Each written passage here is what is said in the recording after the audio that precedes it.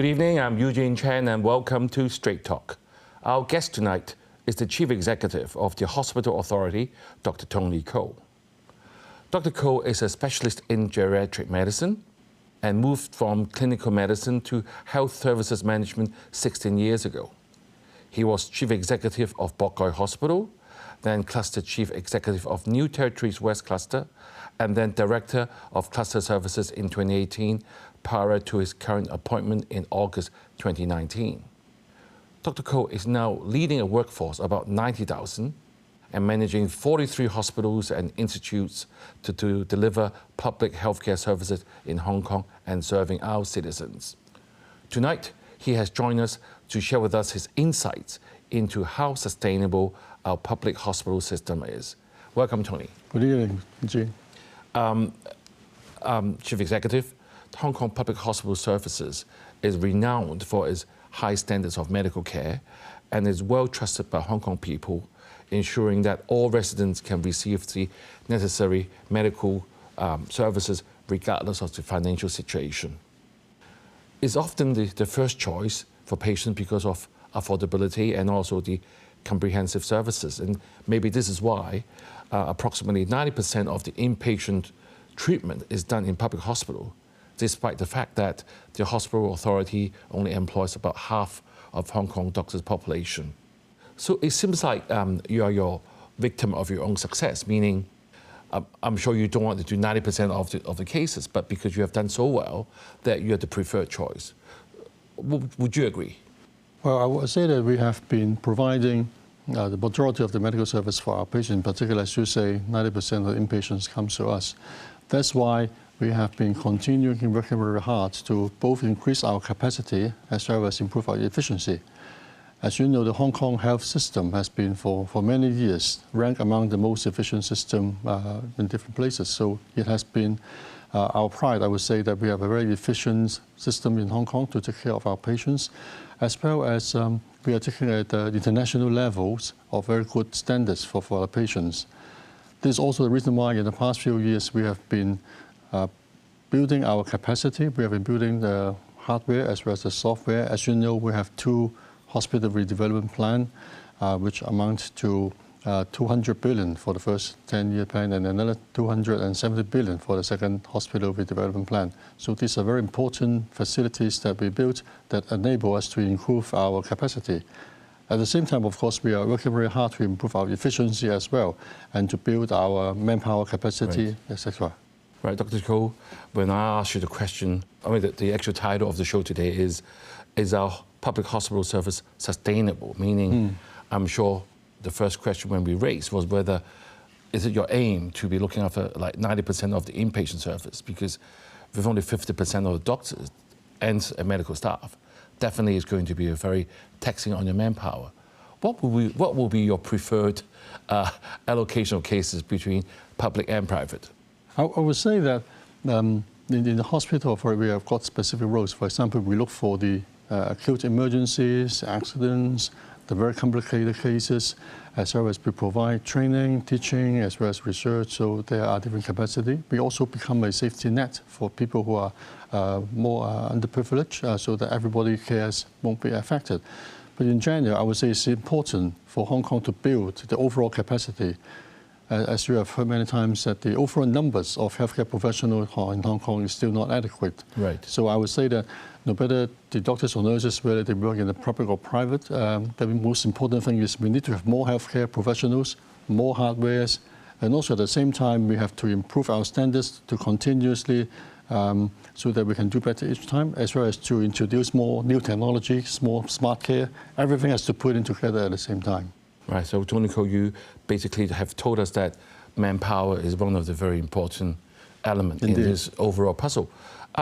When I was preparing for the show with you, I mean, being a healthcare professional myself, I can see it's a very complex issue because we have the rising healthcare costs, which is always increasing, and then the actual downturn in the economy in Hong Kong, and of course our decreasing government reserves, and most importantly, we have an aging population. So,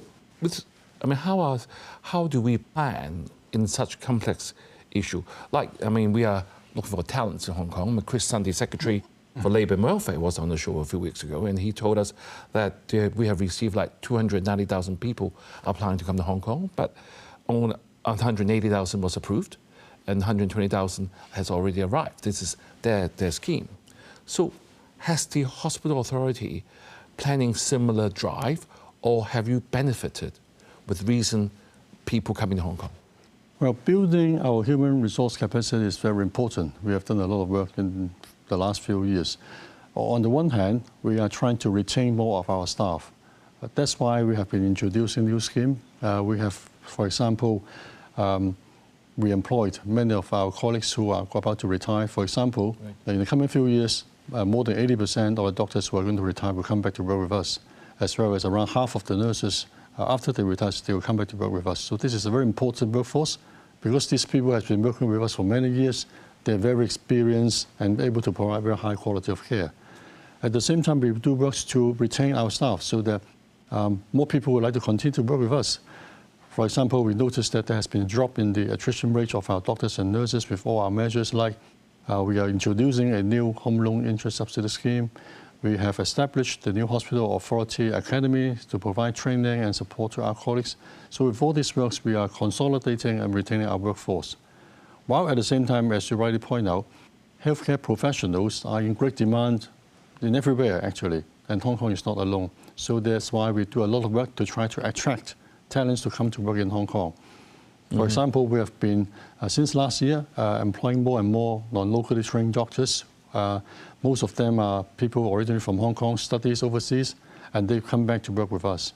We are expecting that near the end of this year, there will be over 200 of these non-locally trained doctors will come to work with us. So this is, again, another very important source of workforce. Right.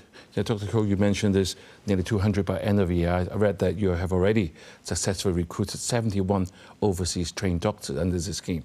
Are they coming at a more junior level, or are we looking at more specialists to support the service? Well, actually, we do everything at the same time. We just started the scheme last year, when people are able to more freely travel. So at the very beginning, we are expecting more younger people, because you can imagine if a specialist is already very well established, for example, in overseas countries, you would take more consideration and effort for them to come back. So that's why at the very beginning, we are recruiting more younger people. Most of the time, they are still undergoing the training. And I think in Hong Kong, we have an advantage in that we are able to provide very good professional development opportunities for them at international standards. But at the same time, talking about more experienced people, we are having another scheme with Greater Bay Area. We have a Greater Bay Area talent exchange scheme. We also have a global talent exchange scheme where people are more experienced. They can be specialists under training or even already attain specialist status to come to work with us. Right. So, Dr. Koh, I'm sure the viewers at this stage will be wanting me to ask you this particular question. I mean, we all know that Hospital Authority has been a very good training ground for young doctors to become specialists. When they're trained, some of them might want to go to private practice to pursue their career. However, in the last few years, we've heard that there have been a lot of young people leaving Hong Kong, including our medical profession, both doctors and nurses. How has that impacted our service? And has that trend, have you seen that actually stop right now? Well, as I mentioned just from the figures, we have seen that there has been a significant drop in attrition rates for both doctors and nurses. So this is a very promising trend. And at the same time, when we go to, for example, last year and also this year, I went to UK and also Australia to visit the doctors and the medical students here. I noticed they have a very positive response.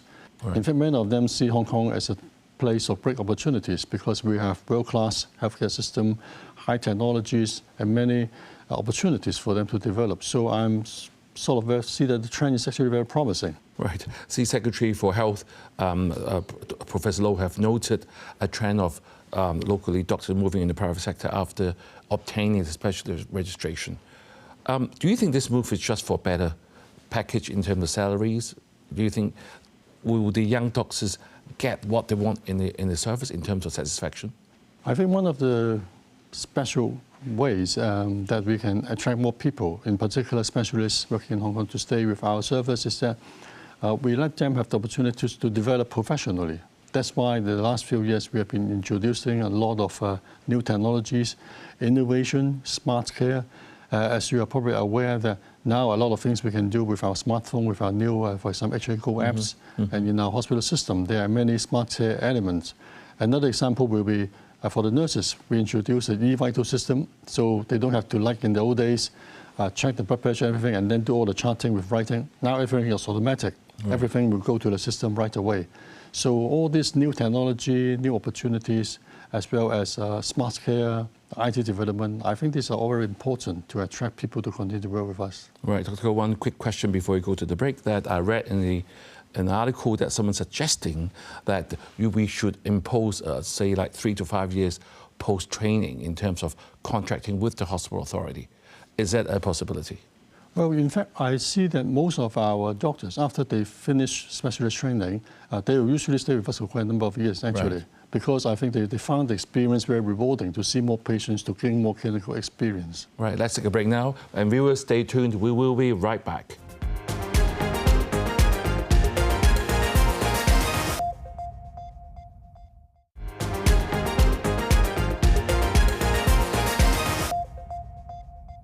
Thank you for staying with us on Straight Talk. Dr. Tony Ko, CEO of the Hospital Authority, is with us, talking about making our public hospital service more sustainable. So, Dr. Ko, you have told us a lot of information about the service, that we have more people recruiting, coming to Hong Kong, and people finding Hong Kong system a very good place to develop, and our specialists were staying on longer to serve our patients. You also mentioned about the Greater Bay Area Medical Talent Exchange Program earlier.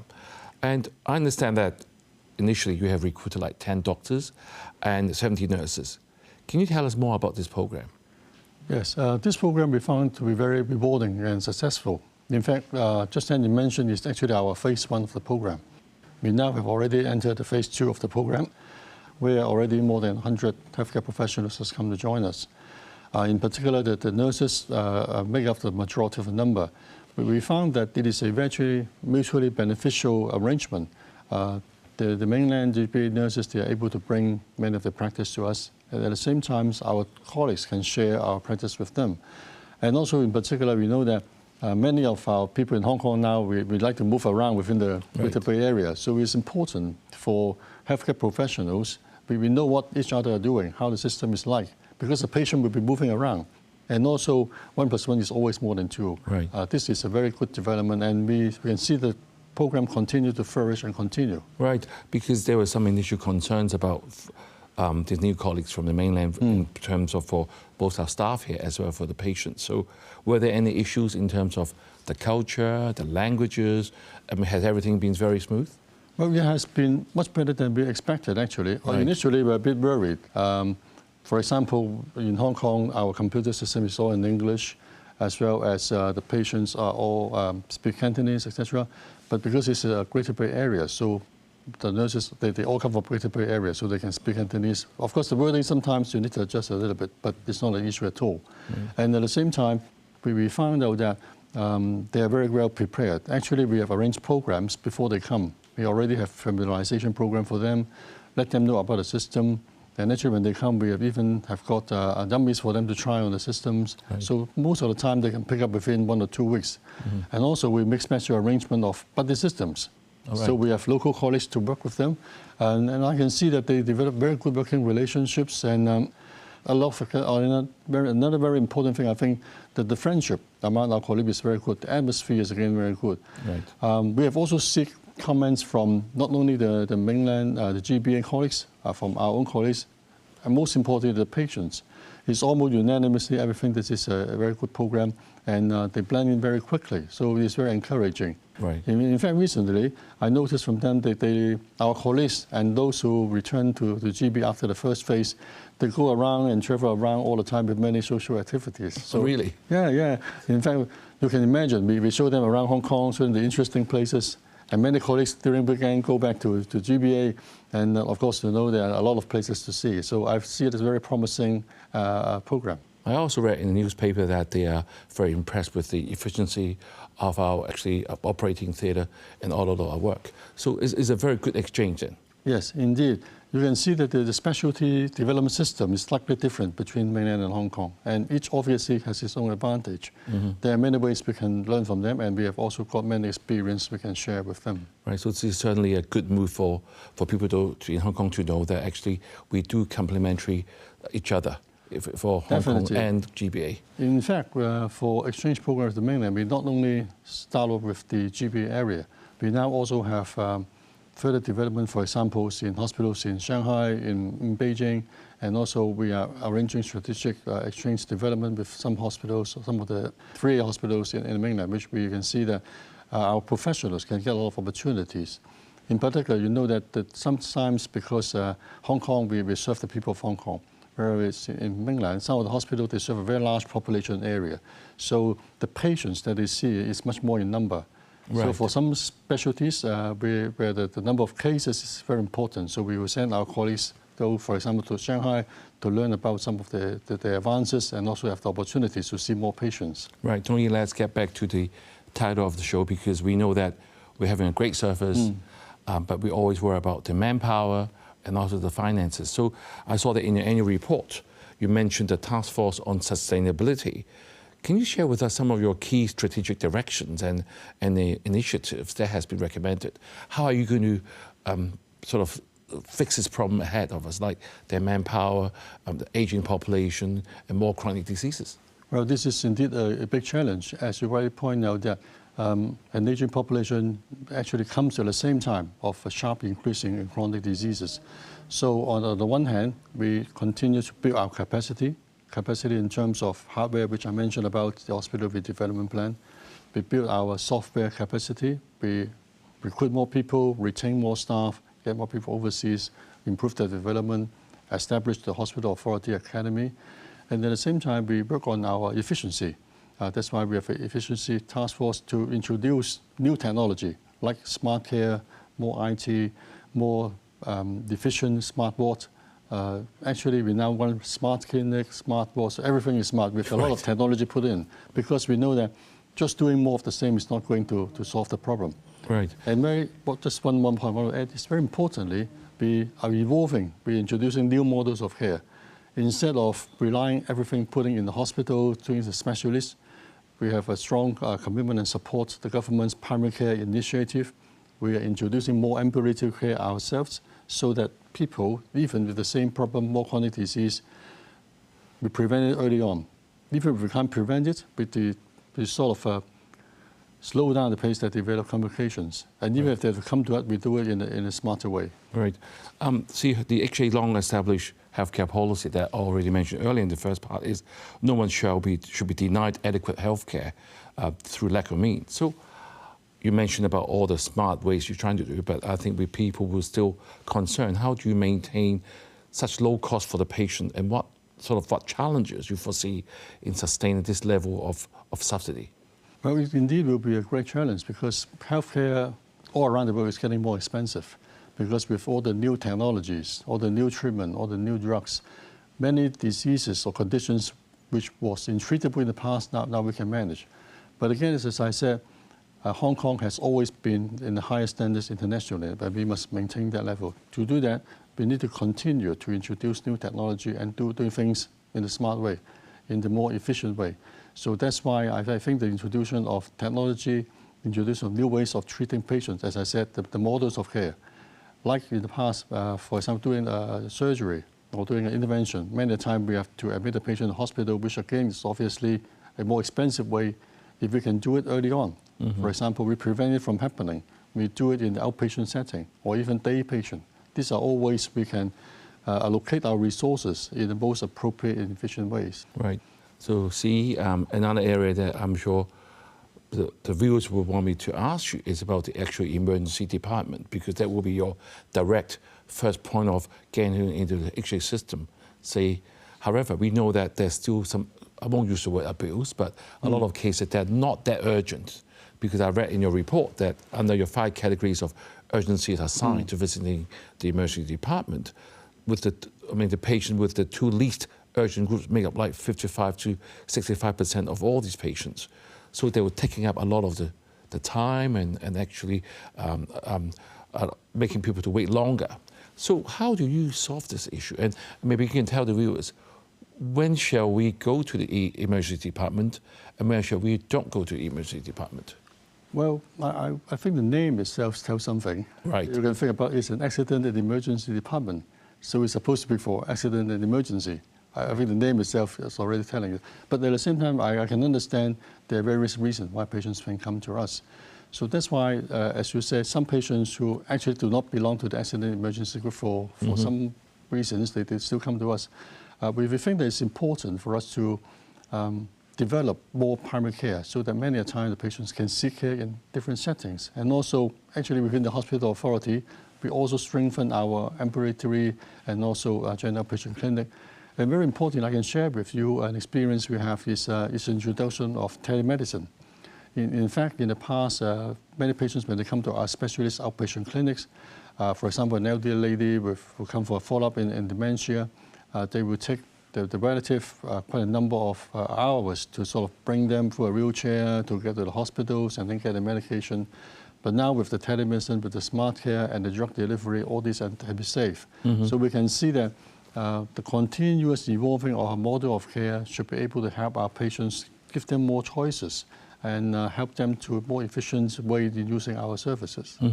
And I've also got some data for you to explain to us as well, because I saw that with all the initiatives, the number of non-urgent patients visiting the ED has reduced like 30% since 2018. However, the waiting time has increased from 129 to 197 minutes, so from 2 hours to like 3 hours. Why should that be the wait, and what should the patient expect? Well, actually, again, as I said, the ways we are treating patients are very different now. For example, now for like an acute stroke patient or acute myocardial infarction patient, we are now all doing the fast track. In the past, because for example, a stroke patient, you know that there's not much you can do. If like 10 years ago, 15 years ago, now we are talking about the golden hours and all the things. So we try to put more effort in treating all these very urgent, very emergency patient. Whereas at the same time, if we have to do this better, manpower naturally, we will have less people to deal with those non-urgent and the patients who can be seen in the primary care settings. So in a way, the patients are better treated in the ED right now? Indeed, in particular those who have got serious and urgent medical issues who have to attend immediately. But at the same time, of course, we continue to build our capacity. In fact, we are already introduced a smart AED system so that we are better able to provide better care and also more efficient care. Right, so thank you, Dr. Koh. We do look forward to seeing all the positive and smart impacts of all the initiatives you have mentioned. These efforts of the hospital authority are essential for ensuring the long-term sustainability of our healthcare system. As our healthcare policy says, no one shall be denied adequate healthcare through the lack of means. Have a good evening and see you next week.